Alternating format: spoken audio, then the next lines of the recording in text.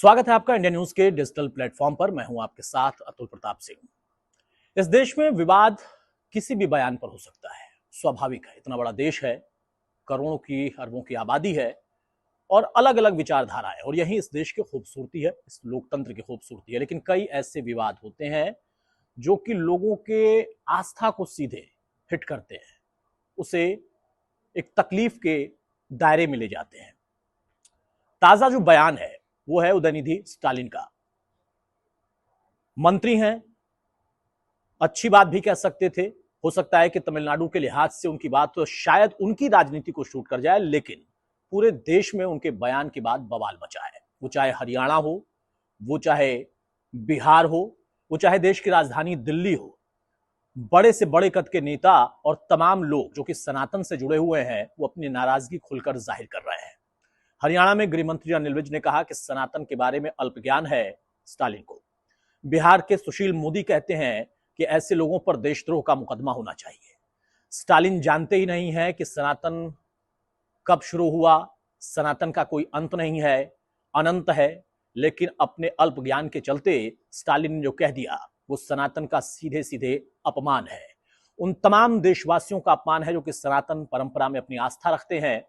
इस देश के अंदर तमाम पूजा पद्धति के लोग रहते हैं, उनको अपनी पद्धति को अपनाने, उसे निभाने का पूरा अधिकार है। लेकिन किसी दूसरे के पूजा पद्धति या उसके धर्म को किसी भी तरह से क्षति पहुंचाने, उसकी आस्था पर कोई अपनी तरफ से चोट पहुंचाने का अधिकार किसी को ना तो दिया गया और ना ही मिल सकता है। संविधान भी इसकी रक्षा करता है। लेकिन हमारे देश में राजनीति करने वाले, वो चाहे किसी भी दल के हो, मैं ये नहीं कह सकता कि कोई एक दल ऐसा है जो कि सनातन की रक्षा कर रहा है और बाकी दल उसके खिलाफ है। लेकिन अपनी अपनी राजनीति के हिसाब से जब जिसको जैसा मौका मिलता है, वो अपने बयान के जरिए इन विवादों को जन्म देता है।